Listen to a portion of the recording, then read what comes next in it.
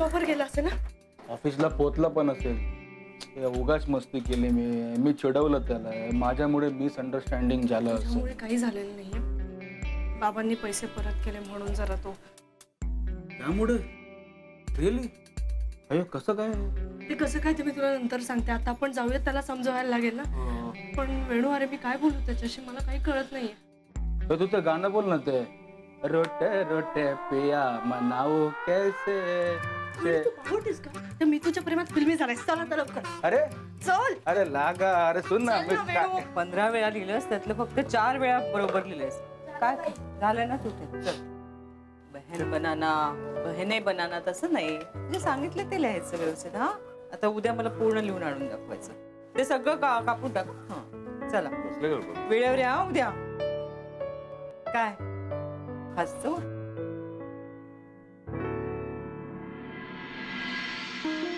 गोष्ट या घरात घडू लागते. माझ्याच वस्तू फेकून देतात माहित नाही मला. तुम्ही बसा गप्पा मारा ना आरामात. मर काम करते, सकाळपासून संध्याकाळपर्यंत ऑफिस मध्ये कष्ट करते. कुणाला काही त्याची किंमत असेल तर खरं. सोडून दे. काय नोकरीचा त्रास होतो ना तुला इतका, तर मग सोडून दे. नाहीतरी तू स्वतःसाठीच नोकरी करतेस. तुझ्या कमाईतला एकही पैसा आपण घर खर्चाला देतच नाही. म्हणून माझ्या कष्टांना काही किंमतच नाहीये का? निशा अगं काय झालं? भलते अर्थ का काढतेस बेटा तू? काही शोधतेस का? मी मदत करू का तुला? नको आई, राहू दे, मी बघते.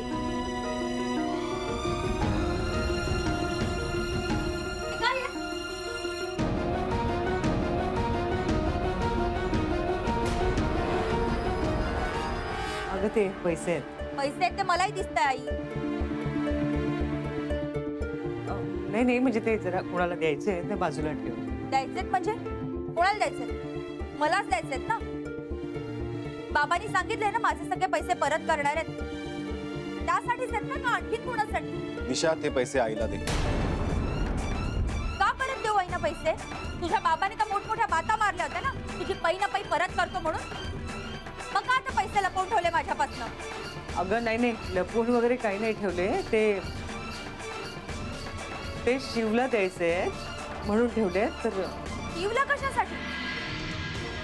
जोपर्यंत माझे पैसे तुम्ही परत फेडत नाही तोपर्यंत ह्या पैशांवर फक्त माझा हक्क आहे. बाबांनी हे पैसे मलाच दिले पाहिजे. तुझे पैसे द्यायचे ते ठरलेलं आहे. हे पैसे माझे नाहीयेत, नचिकेतचे आहेत. तेव्हा त्याच्यावर अधिकार नचीचे? हे एवढे पैसे नचीचे? काय नाही नची, हे पैसे तुझे आहेत? हो. मग मला का माहित नव्हतं? कारण प्रत्येक गोष्ट तुला सांगणं गरजेचं नाही. गरजेचं आहे. मी बायको आहे तुझी. घरातल्या सगळ्यांना माहित होतं ना या पैशांबद्दल. मग मला का माहित नव्हतं? मी ते आईबाबांसाठी आणले होते, याच्यावर तुझा काहीही अधिकार नाही. नवऱ्याच्या प्रत्येक गोष्टीवर सगळ्यात पहिला अधिकार हा बायकोचा असतो. Paneer mushroom stick with barbecue sauce करण्यासाठी लागणारे साहित्य: किसलेलं गाजर, उकडलेला बटाटा, पनीर, तांदूळाचं पीठ, रवा, मटार, मशरूम, कोबी, मीठ, मिरची, कोथिंबीर आणि बार्बेक्यू सॉस. कृती: प्रथम एका बाउलमध्ये किसलेलं गाजर, उकडलेला बटाटा, कुस्करलेलं पनीर, मटार, मशरूम, हिरवी मिरची, कोथिंबीर, कोबी, मीठ आणि तांदूळाचं पीठ घालून सर्व एकजीव करून घ्यावं. तयार मिश्रणाच्या स्टिक बनवून रव्यामध्ये घोळवून गरम तेलात तळून घ्याव्यात आणि सर्व्ह कराव्यात. मामी, कोणता भक्त हाक मारतो आहे? ध्यानात इतके मग्न आहात. बाणाईला भेट घ्यायची आहे देवी. वाटलंच मला.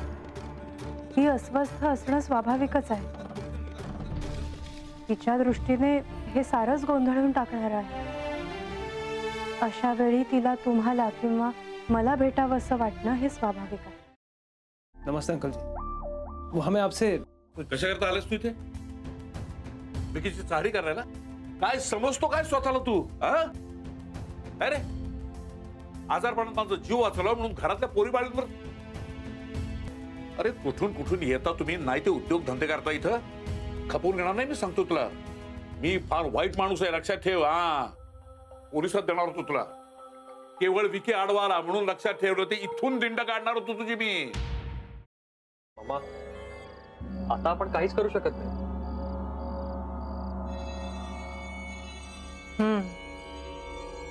पण आर्चीस, हे असं कसं शक्य आहे? आपण तर सगळे आवाज रेकॉर्ड केले होते ना, राईट? हो. मग हे असे कोणते आवाज रेकॉर्ड झाले जे आपल्याला ऐकूच आले नाहीत? I mean, how can it be possible?